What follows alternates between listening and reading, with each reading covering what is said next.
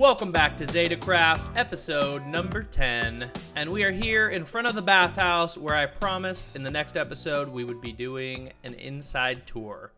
Now, I do want to warn you that not all of the villagers are put in place yet. I actually have moved 0 villagers since our last interaction.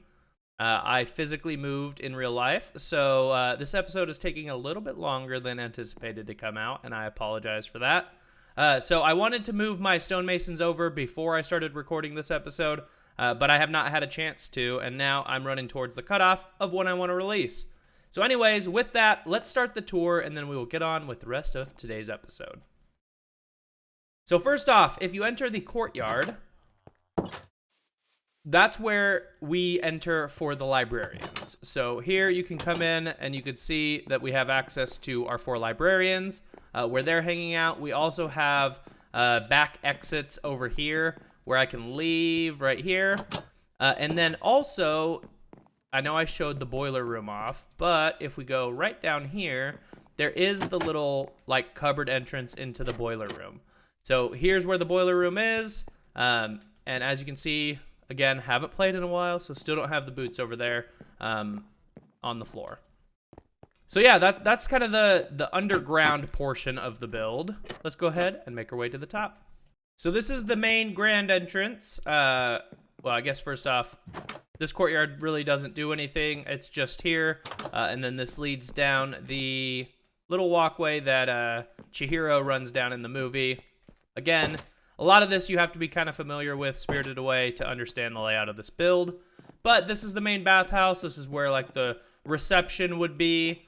If you come around here, we actually go into the actual bathhouse. So the bathhouse coordinating frog would be right here.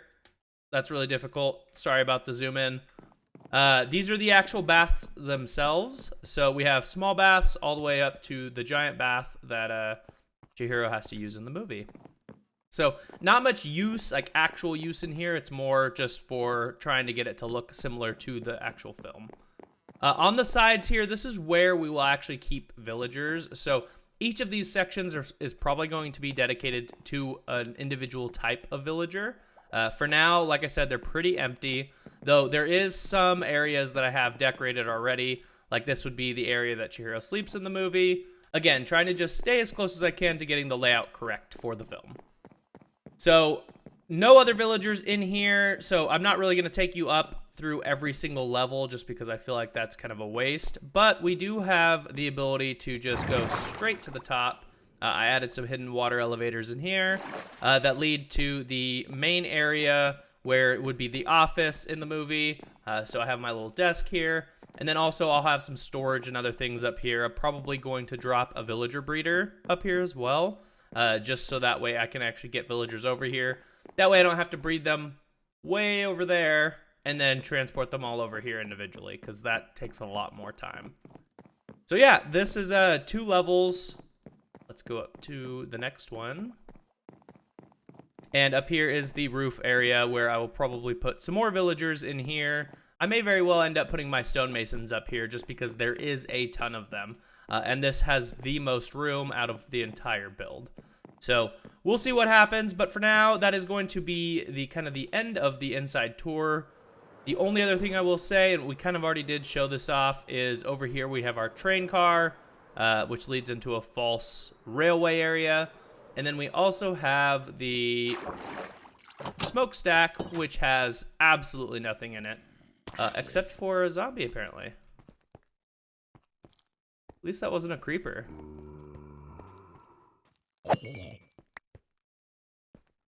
I, of course, don't have any torches on me. Good to know that that spawns zombies. Or mobs. With that, we're going to actually head away from the bathhouse for a little bit. I have spent a lot of time over here in the last month and a half or so. But there is something else that we want to focus on today, and that is opening up a new shop with Zame. So I've actually already pre-gathered the materials. We just haven't had the chance to meet up to build the shop yet. I figure that's kind of a good thing because that gives us some time that we can prep the landscaping as well as get some materials to actually sell in the shop. So what I'm going to do is I'm going to head back over to my starter base area, and I'm going to gather some materials. We're probably going to start out with terraforming the landscape down a little bit. That hill is pretty massive that we picked. And then from there, we're probably going to move on to gathering some materials that we can actually sell. And then from there, we're going to move on to the build. So that's what you can expect in this week's episode. And yeah, I'll see you once I'm back at Starter Town.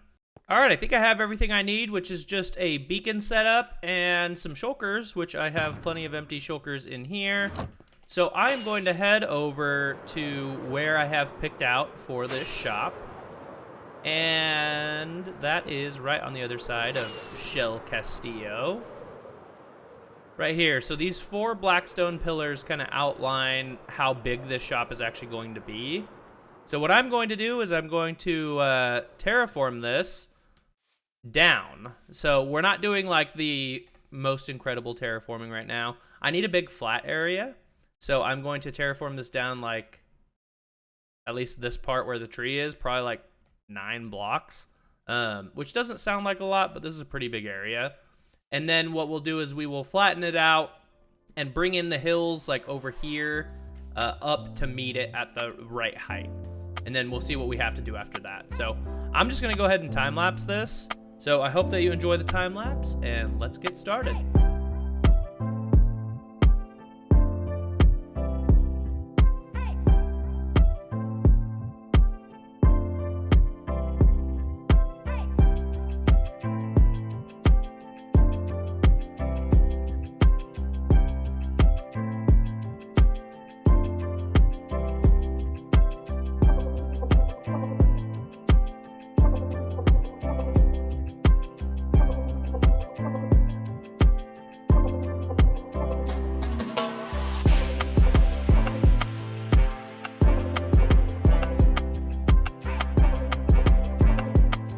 With that, we have the footprint of the new shop.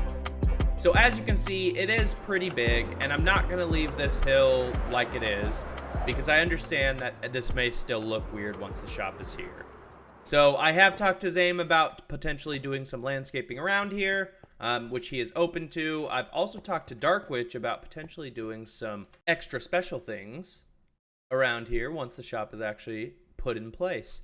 So we'll see what we end up doing, but for now, we at least have the blank canvas for us to build the shop on. Next thing that I'm going to focus on is gathering the materials for the shop. And I think I have most of the materials. I just needed to do a bunch of crafting and get all set up for that. So I'm going to head over there, and I think we're changing the episode a little bit because Zame and I are actually going to be meeting up here shortly today to build the shop.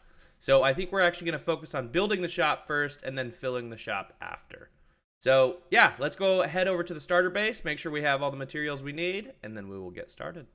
Well, we've officially gathered all of the materials that we need for this shop, and I'm intentionally not kind of getting too deep into it because I don't want you to know what we're building until we build it.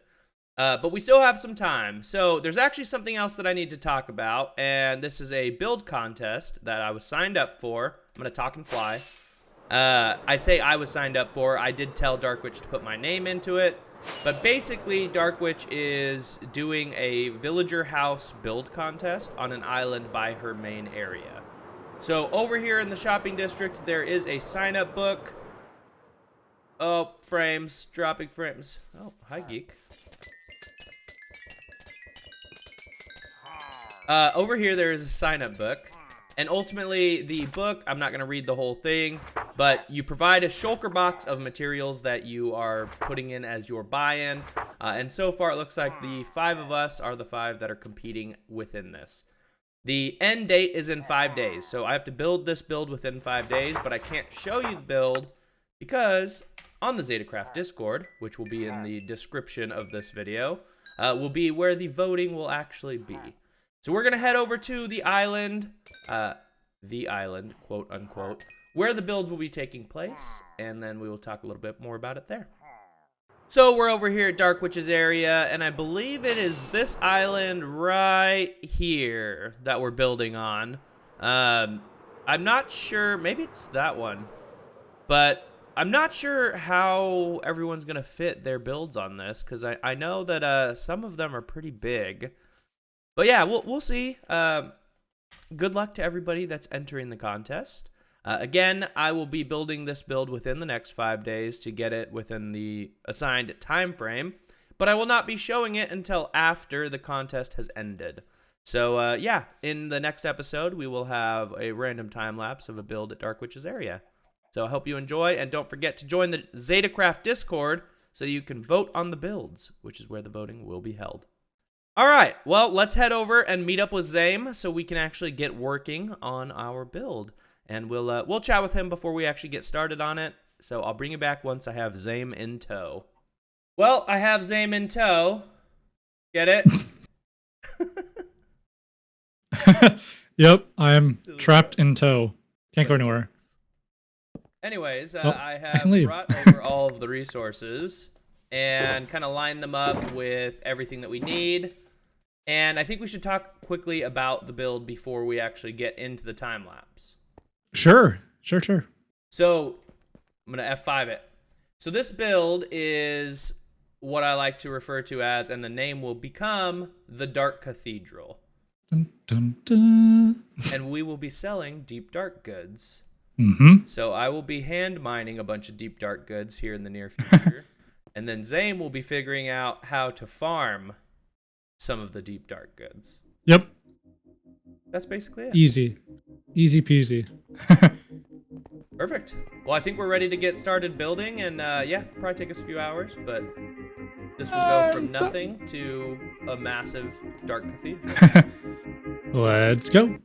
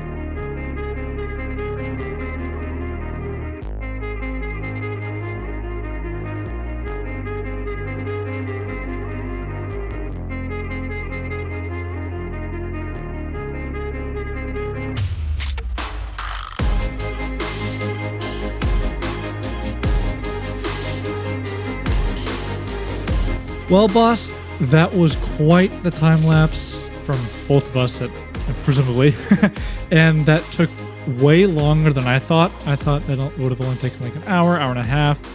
That was more like 2.5, almost 3 hours maybe.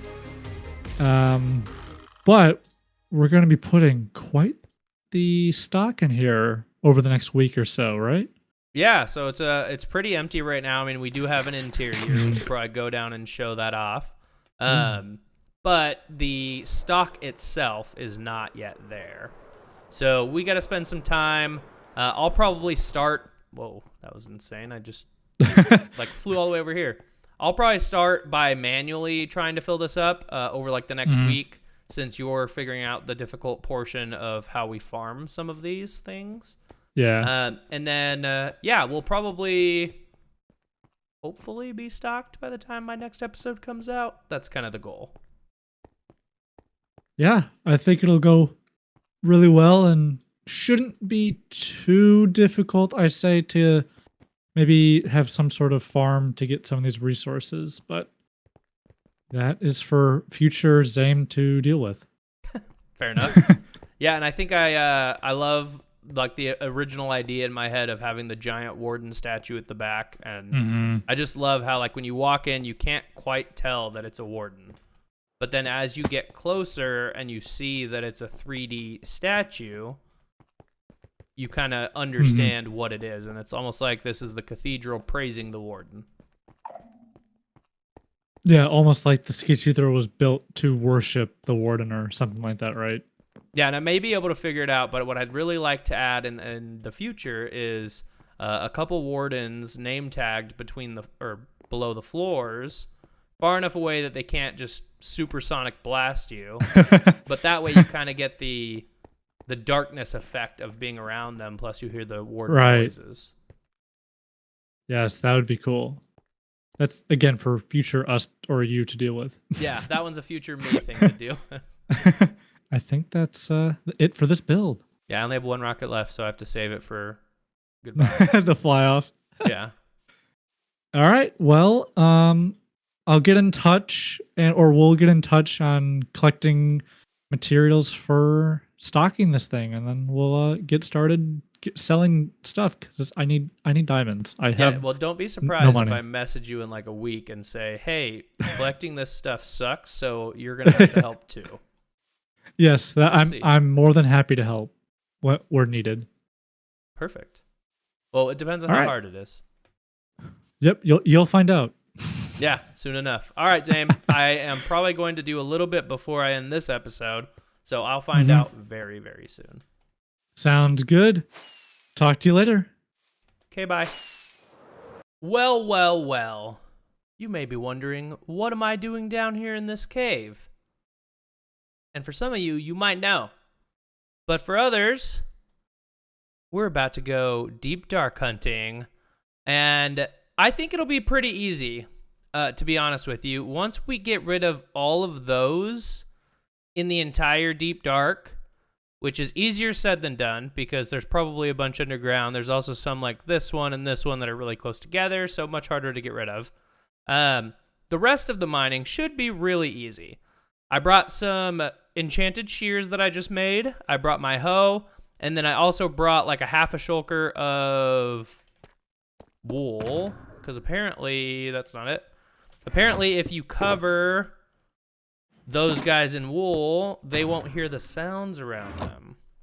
So I can mine the ones that are close together without setting them off and spawning a warden. But even if we do spawn a warden, we have swift sneak, so we can get away pretty easily. Well, I said I'd check in with you, and I totally forgot to do that. But it all went according to plan. No extra deaths. It did take quite a while. I think I spent like 2 or 3 hours down there mining deep dark goods, and the only hiccup that I had was apparently if a warden spawns and bats are flying around, they make enough noise to not despawn the warden. So I had to wait until the bat flew close enough for the warden to just sonic boom it. So anyways, I've filled up the shop, and I want to take a quick peek around at what we have for sale. So we have Swift Sneak books, Swift Sneak 1, 2, and 3 on both sides. The edges are going to be the same. We also have Skulk, a full shulker. We have Skulk Vein, 1 full shulker between the 2 diamonds for 32. Skulk Sensors, 1 diamond for 8. Skulk Catalysts, 1 diamond for 2. Those are tough to get, by the way. And Skulk Shriekers, 2 diamonds a piece. So, yeah, it's pretty rough down there. So that's going to be the cost for now until we start farming these goods. I also had a whole bunch of candles from looting down there. So 1 diamond for 32. Let's see. We have some recovery compasses that I crafted. So those are 2 diamond blocks a piece. If we head over here, we have some extra hose that I found down there in the deep dark. And then we're selling some notch apples. So I have 9 of them in here right now, but they are expensive, 3 diamond blocks each. Because really the only reason that you're going to need a notch apple is if you truly need a notch apple. Like some people on the server who are trying to kill the warden, legit, without dying, may need notch apples. So Maya, there's some for sale. Speaking of Maya, there's also a small little sign up here where it says Maya's Warden Heads. So what I'm going to do is I'm going to offer Maya a spot to sell, probably drop a Warden Head right here, and then sell any excess that he wants, and then I'll take a small cut for using the shop to sell them. But yeah, I mean, if this is going to be a cathedral dedicated to the Warden, we might as well sell some Warden Heads in here too. So with that, I think we're going to go ahead and call it an episode here. There is one other thing I'm going to show you over at the starter base, as well as getting set up for my Halloween costume. All right, we're back over here at the starter base where I am going to go ahead and put on my Halloween costume. So we're doing it pretty simple this year. We are ultimately going to just be wearing a warden head for the entire month of October because it goes so well with my skin. Look at that. I'm a warden. Boom, boom, boom, boom, boom, boom, boom, boom. I don't know what other noises they make. I just know the heartbeat. This is actually perfect to do the outro over here because, you know, there's a couple things that have been happening around the area. And we'll start off with, what a spin. There was some cookies and milk left right here. I put them over here in my food chest, 64 cookies and a bucket of milk and a sign that said, guess who? I don't know who did it, but I did notice it.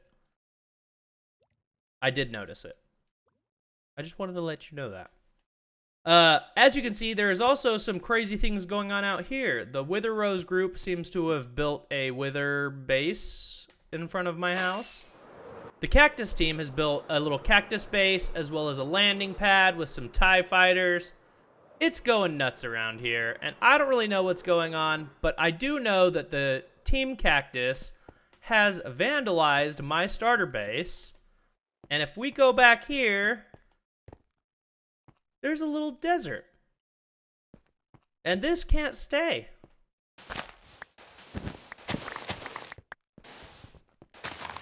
Get out of my starter base, desert. You don't live here.